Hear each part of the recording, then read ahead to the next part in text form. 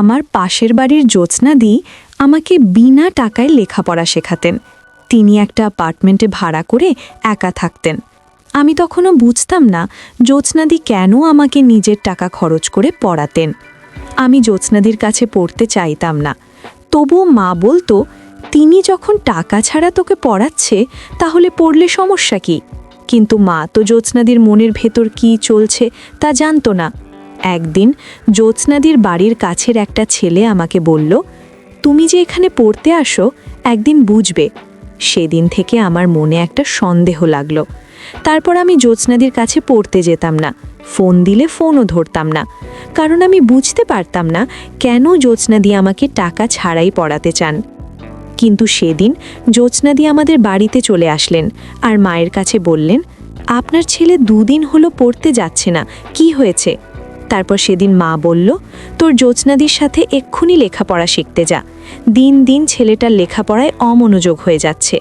তারপর সেদিন মায়ের কথায় জ্যোৎস্নাদির অ্যাপার্টমেন্টে পড়তে গেলাম, আর সেদিনেই তো। বন্ধুরা, গল্পটি সম্পূর্ণ শুনতে থাকুন। আমি তরুণ। আমার পৃথিবীতে পিতা ছিল ছোট, ভাঙা টিনের চালের একটা ঘর, 2টো ছোট জানালা আর তার লেখাপড়ার সামান্য কিছু বইপত্র। এই নিয়েই তার জগৎ। বাবা দিনমজুর, মা অন্যের বাড়িতে কাজ করেন। দুজনের হাড় ভাঙা খাটুনির টাকা দিয়ে সংসার চালানোই কঠিন। সেখানে ছেলের পড়াশোনার খরচ জোগানো যেন এক আকাশ ছোঁয়া স্বপ্ন। তবুও তরুণের বাবা মায়ের জেদ ছিল, ছেলে তাদের মতো হবে না, সে পড়াশোনা করে বড় হবে, মানুষের মতো মানুষ হবে। তরুণও বাবা মায়ের স্বপ্নকে নিজের স্বপ্ন বানিয়ে নিয়েছিল। এবারের ইন্টার পরীক্ষায় সে বেশ ভালো ফল করেছে, কিন্তু এরপর ভালো কোনো বিশ্ববিদ্যালয়ে অনার্সে ভর্তি হবার মতো আর্থিক সামর্থ্য তাদের ছিল না। এই চিন্তায় তরুণের রাতের ঘুম পায়ে উড়ে দিয়েছিল। একদিন বিকেলে তরুণ যখন বাড়ির উঠোনে বসে কথা ভাবছিল, তখন পাশের বাড়িতে নতুন ভাড়া আসা উর্মিলাদি তাদের বাড়িতে এসে হাজির হলেন। তরুণের আগে তাকে 2-1বার দেখেছে, কিন্তু কথা হয়নি। ভদ্রমহিলা দেখতে বেশ সম্ভ্রান্ত এবং তার ব্যক্তিত্বে একটা আলাদা গাম্ভীর্য আছে। তরুণের মা উর্মিলাদিকে দেখে কিছুটা অবাক হলেন। আসুন, ভেতরে আসুন। তরুণের মা তাকে একটা পিঁড়ি এগিয়ে দিয়ে বললেন। উর্মিলাদি বসলেন এবং মৃদু হেসে বললেন, আমি তরুণের ব্যাপারে কথা বলতে এসেছি। তরুণের বাবাও কাজ থেকে ফিরে হাত মুখ ধুচ্ছিলেন, তিনিও এসে বসলেন। তরুণের মনটার ভেতরটা কেমন জানি ধুকধুক করতে লাগলো। সে কি কোনো ভুল করেছে? উর্মিলাদি বলতে শুরু করলেন, আমি শুনেছি আপনাদের ছেলে পড়াশোনায় খুব ভালো, ইন্টার পরীক্ষায়ও নাকি ভালো ফল করেছে। তরুণের বাবা লজ্জিত হেসে বললেন, আপনাদের দোয়ায় ভালোই করেছে, কিন্তু এখন তো আর পড়ানোর ক্ষমতা আমাদের নেই। যা আয় করি তাতে সংসারই চলে না। সেখানে ছেলের পড়াশোনার খরচ জোগানো যেন এক আকাশ ছোঁয়া স্বপ্ন। উর্মিলাদি কিছুক্ষণ চুপ করে থাকলেন, তারপর তরুণের দিকে তাকিয়ে বললেন, আমি একটি সরকারি কলেজের ইংরেজির অধ্যাপিকা। আমি জানি অর্থের অভাবে অনেক মেধাবী ছাত্রছাত্রীর স্বপ্ন অঙ্কুরেই ঝরে যায়। আমি চাই না তরুণের স্বপ্নটাও সেভাবে হারিয়ে যাক। আপনাদের যদি কিছু মনে না করেন, আমি তরুণের পড়াশোনার সমস্ত দায়িত্ব নিতে চাই। তার ভর্তি, বইপত্র, যাতায়াত সব খরচ আমিই দেব। কথাটা শুনে তরুণের বাবা মা যেন আকাশ থেকে পড়লেন।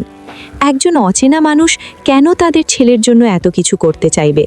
তাদের হতভম্ব চেহারা দেখে উর্মিলাদি আবার বললেন, দেখুন, আপনারা আমাকে ভুল বুঝবেন না। আমাদের সমাজে এমন অনেক মানুষ আছে যারা সুযোগের অভাবে এগোতে পারে না। আমি শুধু একজন শিক্ষক হিসেবে আমার দায়িত্ব পালন করতে চাই। তরুণের মতো একটা মেধাবী ছেলে হারিয়ে যাক, এটা আমি চাই না। উর্মিলাদি বললেন, কিন্তু আপনি কেন আমাদের ছেলের জন্য এত টাকা খরচ করবেন? আমরা তো আপনাকে কিছুই দিতে পারবো না। উর্মিলাদি শান্তভাবে উত্তর দিলেন, আমার কিছু চাওয়ার নেই, শুধু চাই ছেলেটা যেন মন দিয়ে পড়াশোনা করে, মানুষের মতো মানুষ হয়। এটাই হবে আমার জন্য সবচেয়ে বড় পাওয়া। বাবা মা শেষ পর্যন্ত রাজি হয়ে গেলেন। এমন সুযোগ হাতছাড়া করা বোকামি। তারা উর্মিলাদিকে বারবার কৃতজ্ঞতা জানালেন, কিন্তু তরুণের মনের ভেতরে একটা সন্দেহ শুরু হলো। এই যুগে নিঃস্বার্থভাবে কেউ কাউকে সাহায্য করে, বিশেষ করে এমন একজন অচেনা মানুষ? তার মনে নানা প্রশ্ন ঘুরপাক খাচ্ছিল।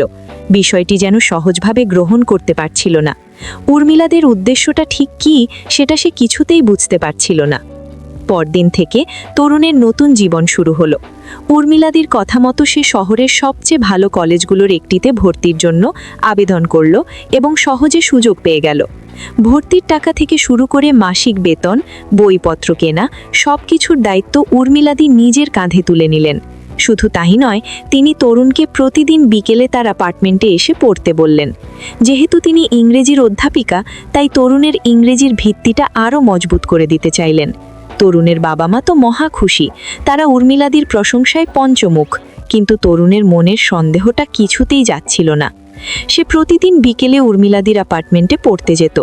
উর্মিলাদির অ্যাপার্টমেন্টটা খুব সুন্দর করে গোছানো, ছিমছাম পরিপাটি, কিন্তু পুরো বাড়িটার মধ্যে কেমন যেন একটা শূন্যতা খেলা করত। উর্মিলাদি একা থাকতেন। তরুণ একদিন কৌতূহলবশত জিজ্ঞেস করেই ফেলল, উর্মিলাদি, আপনি এখানে একা থাকেন? উর্মিলাদি বই থেকে চোখ না তুলেই বললেন, হ্যাঁ, আমি এখানেই থাকি, এখান থেকে আমার কলেজে যেতে সুবিধা হয়। তরুণ আরও জানতে চাইল, আপনার বাড়ি কি এখান থেকে অনেক দূরে? হ্যাঁ, অনেক দূরে, উর্মিলাদির সংক্ষিপ্ত উত্তর। তরুণ বুঝতে পারছিল উর্মিলাদি তার ব্যক্তিগত জীবন নিয়ে খুব বেশি কথা বলতে স্বাচ্ছন্দ্য বোধ করেন না। সে আরও খোঁজ নিয়ে জানতে পারল উর্মিলাদির কোনো স্বামী নেই। পাড়ার লোকেরা বলতো তার স্বামী অনেক আগেই পরলোক গমন করেছেন। এরপর থেকে তিনি একাই জীবন কাটাচ্ছেন। এই তথ্যটা তরুণের সন্দেহকে আরও বাড়িয়ে দিল। একজন একা মহিলা কেন একজন অচেনা ছেলের জন্য এত কিছু করবে? পড়ানোর সময় উর্মিলাদি খুব মনোযোগী থাকতেন। তার পড়ানোর ভঙ্গি ছিল অসাধারণ। কঠিন বিষয়গুলো তিনি খুব সহজে বুঝিয়ে দিতেন। কিন্তু মাঝে মাঝে তরুণের মনে হতো উর্মিলাদি পড়াতে পড়াতে অন্যমনস্ক হয়ে যান। তার চোখে মাঝে মাঝে এমন একটা শূন্যতা থাকত যেন অতীতের কোনো স্মৃতি ভাসছে। তরুণের কিছুটা অস্বস্তি লাগত, কারণ সে বুঝতে পারত না উর্মিলাদির মনের ভাব। তার মনে হতো উর্মিলাদি হয়তো তাকে কিছু বলতে চান, কিন্তু বলতে পারেন না। একদিন তরুণ আর থাকতে না পেরে সরাসরি জিজ্ঞেস করল, উর্মিলাদি, আমি আপনাকে একটা কথা জিজ্ঞেস করতে চাই, যদি কিছু মনে না করেন। উর্মিলাদি তার দিকে তাকিয়ে মৃদু হাসলেন। বল, কোনো সমস্যা নেই। তরুণ একটু ইতস্তত করে বলল, আপনি কেন আমার জন্য এত কিছু করছেন? কেন আমাকে বিনা টাকায় পড়াচ্ছেন? সত্যি করে বলুন, আপনি কেন এত সাহায্য করছেন? জানতে ইচ্ছে করে। উর্মিলাদি তরুণের চোখের দিকে কিছুক্ষণ তাকিয়ে থাকলেন। তার চোখে একটা বিষণ্ণতার ছায়া নেমে এলো। তিনি শান্তস্বরে বললেন, মানুষকে সাহায্য করলে সৃষ্টিকর্তা খুশি হন, পরপারে ভালো থাকা যায়, এর বাইরে আমার আর কোনো উদ্দেশ্য নেই। উর্মিলাদির কথায় একটা দর্শন ছিল, একটা গভীরতা ছিল। তরুণ তার কথায় মুগ্ধ হতো, কিন্তু তার মনের ভেতরের সন্দেহটা কিছুতেই দূর হচ্ছিল না। সে ভাবত, এ জগতে স্বার্থ ছাড়া কেউ এক পাও চলে না। উর্মিলাদি নিশ্চয়ই এর ব্যতিক্রম নন। এই উপকারের পেছনে এমন কোনো উদ্দেশ্য লুকিয়ে আছে যা সে ধরতে পারছে না। একদিন বিকেলে তরুণ পড়তে যাওয়ার পর উর্মিলাদি তাকে বললেন, তরুণ, তুমি আমার একটা উপকার করবে? তরুণ অবাক হয়ে বলল, অবশ্যই করব উর্মিলাদি, আপনি আমার জন্য যা করছেন তার তুলনায় এটা তো কিছুই না। বলুন, কি করতে হবে? উর্মিলাদি একটা বাজারের ব্যাগ আর কিছু টাকা এগিয়ে দিয়ে বললেন, আজ বাজার থেকে আমাকে কিছু প্রয়োজনীয় জিনিস এনে দেবে। আমার শরীরটা ভালো লাগছে না, বাইরে যেতে ইচ্ছে করছে না। এটা কোনো কাজ হলো? উর্মিলাদি, আপনি শুধু বলবেন কি কি লাগবে। তরুণ সানন্দে রাজি হয়ে গেল। উর্মিলাদি তাকে একটা তালিকা ধরিয়ে দিলেন। তালিকায় বেগুন, আলু, পটল, ঝিঙার মতো সাধারণ কিছু তরকারির নাম লেখা ছিল। তরুণ ব্যাগ আর টাকা নিয়ে বাজারের দিকে রওনা দিল। বাজার থেকে ফিরতে তার প্রায় ঘণ্টাখানেক সময় লাগল। ঘরে ফিরে এসে দেখল উর্মিলাদি বিছানায় শুয়ে আছেন। তার মুখটা কেমন ফ্যাকাশে দেখাচ্ছে। তরুণ উদ্বিগ্ন হয়ে জিজ্ঞেস করল, উর্মিলাদি, আপনার কি শরীর বেশি খারাপ লাগছে? আমি বাজার নিয়ে এসেছি। উর্মিলাদি দুর্বল গলার বললেন, হ্যাঁ রে, তুমি চলে যাওয়ার পর থেকে শরীরটা হঠাৎ খুব খারাপ হয়ে পড়েছে, মাথাটা ঘুরছে, বিছানা থেকে উঠতেই মন চাইছে না। তরুণ ব্যস্ত হয়ে বলল, তাহলে আপনার জন্য ডাক্তার ডেকে আনি বা কোনো ওষুধ নিয়ে আসি? না, ডাক্তার লাগবে না, উর্মিলাদি বললেন। তুমি ওই ড্রয়ারটা খোলো, ওখানে আমার একটা হ্যান্ডব্যাগ আছে, ওই ব্যাগের ভেতরে কিছু ওষুধ আছে, ওগুলো এনে দাও। তরুণ দ্রুত ড্রয়ারের দিকে এগিয়ে গেল। ড্রয়ার খুলে সে একটা সুন্দর লেডিস হ্যান্ডব্যাগ দেখতে পেল। সে ব্যাগটা খুলল ওষুধ খোঁজার জন্য। ব্যাগের একটা ছোট পকেটে ওষুধের স্ট্রিপের সাথে আরও কিছু জিনিস ছিল। একদিন পড়া শেষ করে উর্মিলাদির বাসা থেকে বাড়ি ফেরার পথে ঘটনাটা ঘটল। সে যখন গলি থেকে বড় রাস্তায় উঠবে ঠিক তখন একটা ছেলে তাকে পেছন থেকে ডাক দিল, ভাই দাঁড়ান। ডাক শুনে তরুণ পেছনে ফিরল। ছেলেটার বয়স তরুণের মতোই হবে, পরনের জিন্স আর টি শার্ট। চেহারা দেখে এলাকার ছেলে বলেই মনে হলো। তরুণ তাকে আগে কখনো দেখেনি। আমাকে ডাকছেন? তরুণ জিজ্ঞেস করল। ছেলেটি তার কাছে এগিয়ে এসে বলল, হ্যাঁ আপনাকে। আপনার নাম কি? আমার নাম তরুণ। কেন বলুন তো? তরুণের গলায় কিছুটা সতর্কতার সুর। ছেলেটি কেমন যেন রহস্যময় একটা হাসি দিয়ে বলল, আপনি যার কাছে প্রতিদিন বিকেলে পড়তে যান, ওই মহিলা, আপনার কি হয়? তরুণের মনের ভেতরটা ধক করে উঠল। সে আমতা আমতা করে বলল, উনি আমার উর্মিলাদি হন, আমাকে পড়াশোনায় সাহায্য করেন। ছেলেটি আবার হাসল। এবার তার হাসিতে স্পষ্ট ব্যঙ্গের ছোঁয়া। কিছুই হয় না, অথচ পড়াশোনায় সাহায্য করছেন, এত টাকা খরচ করছেন, বিষয়টা একটু অদ্ভুত না? তরুণ কি বলবে ভেবে পেল না। ছেলেটি তার মনের কথাগুলোই যেন বাইরে থেকে বলে দিচ্ছে। তরুণ কিছুটা রুক্ষ স্বরে বলল, দেখুন, এটা আমাদের ব্যক্তিগত ব্যাপার। আপনি কে আর এসব জিজ্ঞেস করছেনই বা কেন? ছেলেটি কাঁধ ঝাঁকিয়ে বলল, আমি যেই হই না কেন, আপনাকে শুধু একটা কথা বলতে এসেছি, একটু সাবধানে থাকবেন। সাবধানে থাকবো মানে? কি বলতে চান? তরুণের কপালে ভাঁজ পড়ল। ছেলেটা নিচু গলায় বলল, বেশি কিছু বলবো না, শুধু এইটুকু বলছি, একদিন বুঝবে। ওই মহিলার কাছে পড়তে গেলে একদিন ঠিকই বুঝবে কেন তিনি তোমার জন্য এত কিছু করছেন। এই বলে ছেলেটা আর এক মুহূর্তও দাঁড়ালো না, দ্রুত হেঁটে গলির অন্ধকারে মিলিয়ে গেল। তরুণের মাথাটা ঘুরতে শুরু করল। একদিন বুঝবে, এই কথাটার মানে কি? ছেলেটা কি বলতে চাইল? তার কথাগুলো যেন তরুণের মনের সন্দেহ আরও বাড়িয়ে দিল। ছবিটা, উর্মিলাদির অদ্ভুত আচরণ আর এখনই ছেলেটার রহস্যময় সতর্ক বার্তা, সব কিছু মিলেমিশে তার মনে এক গভীর আশঙ্কার জন্ম দিল। তার মনে হতে লাগলো ঘটনাগুলো যেন অন্যরকম দিকে মোড় নিচ্ছে। এই ভয়টা তাকে এতটাই গ্রাস করল যে সে সিদ্ধান্ত নিল আর উর্মিলাদির অ্যাপার্টমেন্টে পড়তে যাবে না। সেই রহস্যময় ছেলেটির সাথে দেখা হওয়ার পর তরুণের পৃথিবীটা যেন ওলটপালট হয়ে গেল। তার মনে হলো উর্মিলাদির হাসির আড়ালে তার সাহায্যের পেছনে নিশ্চয়ই কোনো উদ্দেশ্য লুকিয়ে আছে। তরুণ পরের দিন থেকে উর্মিলাদির অ্যাপার্টমেন্টে যাওয়া বন্ধ করে দিল। প্রথম দিন বিকেলে যখন সে গেল না, তখন তার মা জিজ্ঞেস করলেন, কিরে তরুণ, আজ পড়তে গেলি না? তরুণ শুকনো মুখে উত্তর দিল, না মা, উর্মিলাদি আজ একটু ব্যস্ত আছে, বলেছেন 2-1 দিন আসতে হবে না। মা সরল মনে ছেলের কথা বিশ্বাস করলেন। কিন্তু 1 দিন, 2 দিন, 3 দিন কেটে গেল, তরুণ আর উর্মিলাদির অ্যাপার্টমেন্টের দিকে পা বাড়ালো না। এমনকি উর্মিলাদি কয়েকবার ফোনও করেছিলেন, তরুণ ভয়ে ফোন ধরেনি। তার মনে হচ্ছিল ফোন ধরলেই সে আবার কোনো ফাঁদে পড়ে যাবে। তার মা এবার চিন্তিত হয়ে পড়লেন, কি ব্যাপার রে, তুই তো 3 দিন ধরে পড়তে যাচ্ছিস না, তোর উর্মিলাদি ফোন করেছিল, তুই ফোনও ধরছিস না, কোনো সমস্যা হয়েছে? তরুণ কি বলবে ভেবে পেল না। সে তার মনের ভেতরের ভয় আর সন্দেহের কথা বাবা মাকে বলতে পারছিল না। বললে তারা হয়তো বিশ্বাসই করবে না, উল্টে তাকেই বকাবকি করবে। তাই সে আবারও একটা মিথ্যে কথা বলল, না মা, তেমন কিছু না, পড়ার চাপ খুব বেশি, তাই নিজেই পড়ছি। কিন্তু ঠিক সেই মুহূর্তে দরজায় কড়া নাড়ার শব্দ হলো। তরুণের মা দরজা খুলতেই দেখলেন উর্মিলাদি দাঁড়িয়ে আছেন। তার চোখে মুখে স্পষ্ট উদ্বেগের ছাপ। উর্মিলাদিকে দেখে তরুণের গলা শুকিয়ে কাঠ হয়ে গেল। সে অবাক হয়ে গেল। উর্মিলাদি ভেতরে এসে সরাসরি তরুণের মায়ের কাছে গেলেন। আপা, তরুণ 2-3 দিন ধরে আমার অ্যাপার্টমেন্টে পড়তে যাচ্ছেন কেন? কি হয়েছে ওর? আমি কতবার ফোন করলাম, ফোনও ধরছে না। আমি ভাবলাম হয়তো অসুস্থ হয়ে পড়েছে, তাই চিন্তা হচ্ছিল, তাই চলে আসলাম। তরুণের মায়ের মুখটা কঠিন হয়ে গেল। তিনি ছেলের দিকে তাকিয়ে কঠোর গলায় বললেন, তরুণ, তুই তো কোনোদিন মিথ্যে কথা বলিসনি, তাহলে আজ কেন আমাকে মিথ্যে কথা বললি? তরুণ চুপ করে রইল। তার কাছে কোনো উত্তর ছিল না। উর্মিলাদি এবার তরুণের কাছে এগিয়ে এসে কিছু বলতে চাইলেন, কিন্তু তরুণ ভয়ে পিছিয়ে গেল। তার এই আচরণে উর্মিলাদি ভীষণ কষ্ট পেলেন। তার মুখটা ফ্যাকাশে হয়ে গেল। তরুণ আর নিজেকে সামলে রাখতে পারল না। তার মনের ভেতরের সমস্ত ভয় আর ক্ষোভ যেন একসাথে বেরিয়ে এলো। সে প্রায় কান্না করে বলল, উর্মিলাদি, আমি আপনার কাছে আর পড়তে যাব না। আপনার কোনো সাহায্যের আমার দরকার নেই, দয়া করে আপনি এখান থেকে চলে যান। এই কথাগুলো যেন একটা চাবুকের মতো উর্মিলাদিকে আঘাত করল। তার চোখ দুটো ছলছল করে উঠল। তরুণের এই ব্যবহারে হতবাক হয়ে গেলেন তার মা। তরুণকে ধমক দিয়ে তিনি বললেন, এটা তুই কি বলছিস? যার জন্য তুই আজ এত ভালো জায়গায় পড়ার সুযোগ পেয়েছিস, তাকেই তুই অপমান করছিস? কিন্তু তরুণ তখন কোনো কিছুই শুনতে বা বুঝতে চাইছিল না।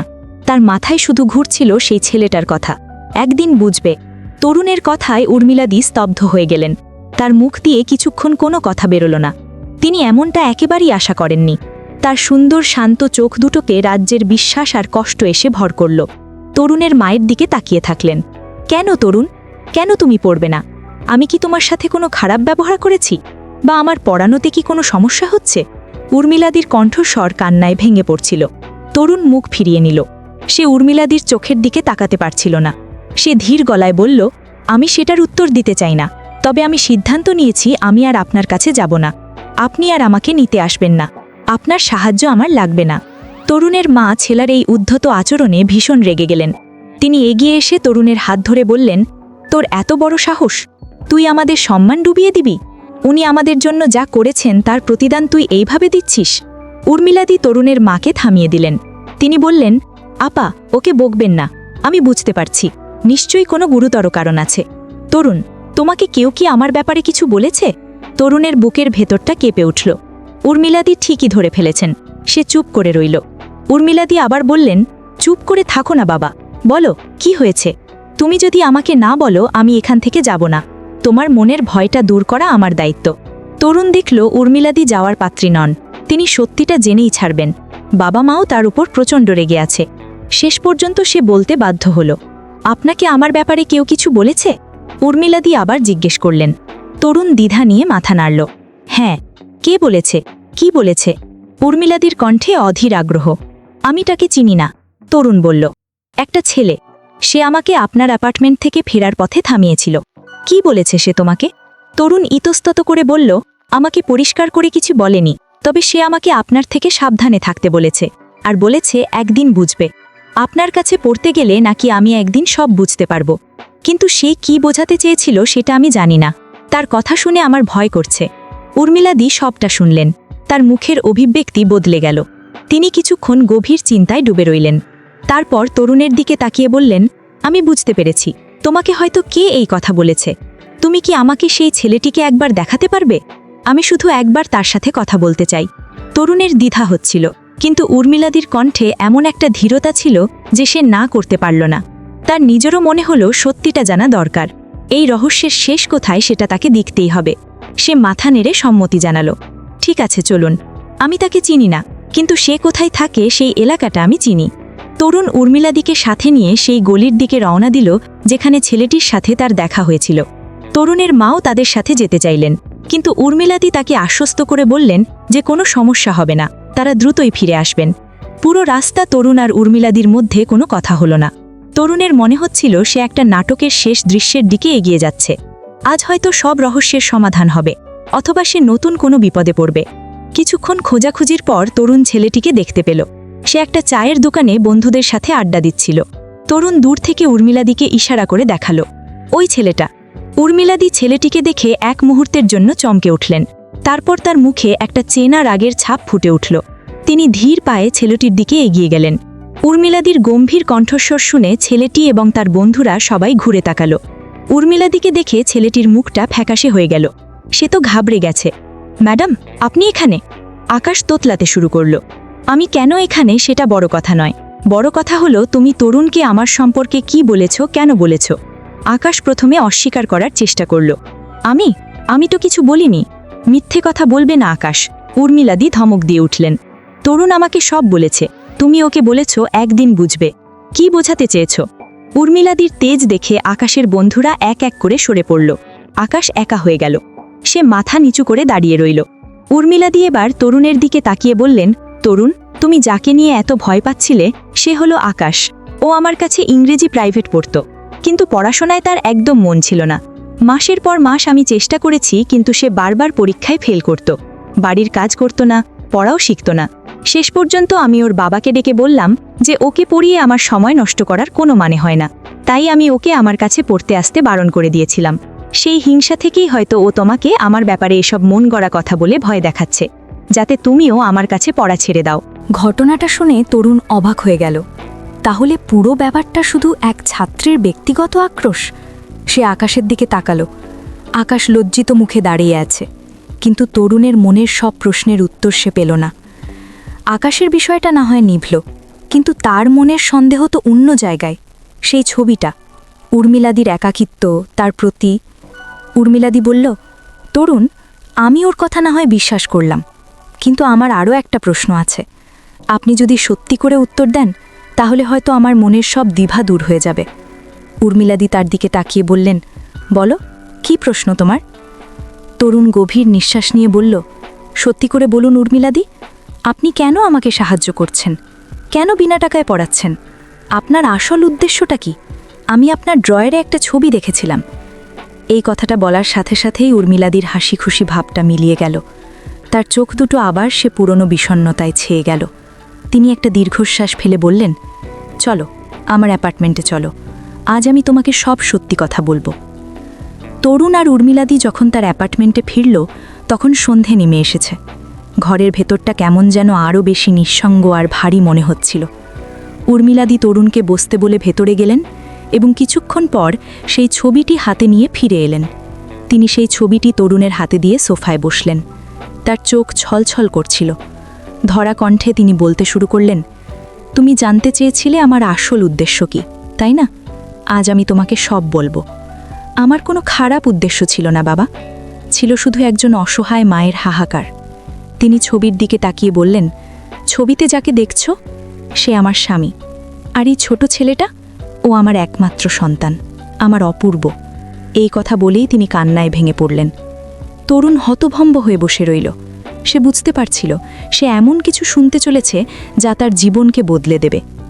কান্না থামিয়ে উর্মিলাদি আবার বলতে লাগলেন, আমার স্বামী প্রায় 10 বছর আগে একটা দুর্ঘটনায় আমাদের ছেড়ে চলে যান। তারপর থেকে আমার পৃথিবীটা ছিল শুধু অপূর্বকে ঘিরে। ও ছিল আমার সব। পড়াশোনায় খুব ভালো ছিল, ঠিক তোমার মতো। ওরও স্বপ্ন ছিল বড় হয়ে একজন ইঞ্জিনিয়ার হবে।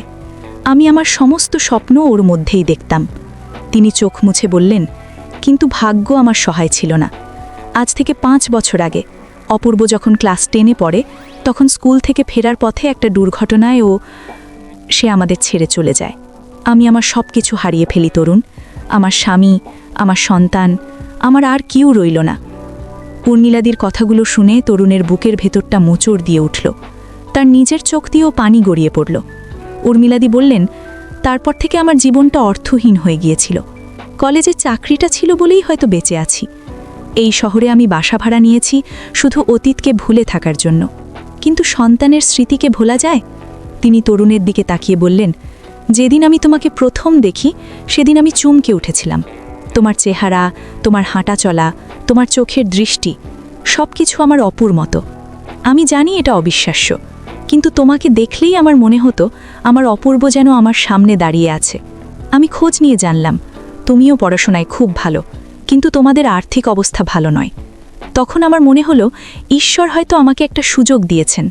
আমার অপূর্ব যা হতে পারেনি, ওর যে স্বপ্নটা পূরণ হয়নি, সেই স্বপ্নটা আমি তোমার মাধ্যমে পূরণ করতে পারবো। তোমাকে পড়াশোনা শিখিয়ে অনেক বড় করে তুলতে পারলে আমি ভাববো আমার অপূর্বই বড় হয়েছে। তিনি বললেন, আমার কোনো অন্য উদ্দেশ্য ছিল না বাবা। আমি শুধু তোমার মাঝে আমার সন্তানের ছায়া দেখতে পেয়েছিলাম। তোমাকে দেখলেই আমার সন্তানের কথা মনে পড়ে যেত। তাই আমি চেয়েছিলাম তোমাকে লেখাপড়া শিখিয়ে অনেক বড় করে তুলতে। আমি ভেবেছিলাম একদিন সঠিক সময়ে তোমাকে সবটা খুলে বলবো, কিন্তু তার আগেই তুমি আমাকে ভুল বুঝলে। উর্মিলাদির কথা শুনে তরুণের আর নিজেকে ধরে রাখার ক্ষমতা রইল না। সে কান্নায় ভেঙে পড়ল। তার নিজের প্রতি প্রচণ্ড ঘৃণা হতে লাগল। সে ভাবল একজন সন্তানহারা মাকে কতটা কষ্ট দিয়েছে। এটা ভেবে তার বুক ফেটে যাচ্ছিল। সে দৌড়ে গিয়ে উর্মিলাদির পায়ে পড়ে গেল। আমাকে ক্ষমা করে দিন উর্মিলাদি, আমি আপনাকে বুঝতে পারিনি। আমি অনেক বড় ভুল করেছি। আমি আপনাকে ভুল বুঝেছি। দুজনের চোখ দিয়েই তখন অঝরে পানি ঝরছে। তরুণ কান্না ভেজা গলায় বলল, আজ থেকে আমি আর আপনাকে উর্মিলাদি বলে ডাকব না। আপনি আমার মা, আমি আপনার হারিয়ে যাওয়া সন্তান। তার কথা শুনে উর্মিলাদির মুখে বহু বছর পর এক অনবদ্য শান্তির হাসি ফুটে উঠল। তিনি তরুণের মাথায় হাত বুলিয়ে দিয়ে বললেন, হ্যাঁ বাবা, সত্যি তুই আমার সন্তান, আমার অপূর্ব। সেদিন থেকে তাদের সম্পর্কটা এক নতুন নাম পেল। তরুণ একজন মা খুঁজে পেল, আর উর্মিলাদি খুঁজে পেলেন তার হারিয়ে যাওয়া সন্তান।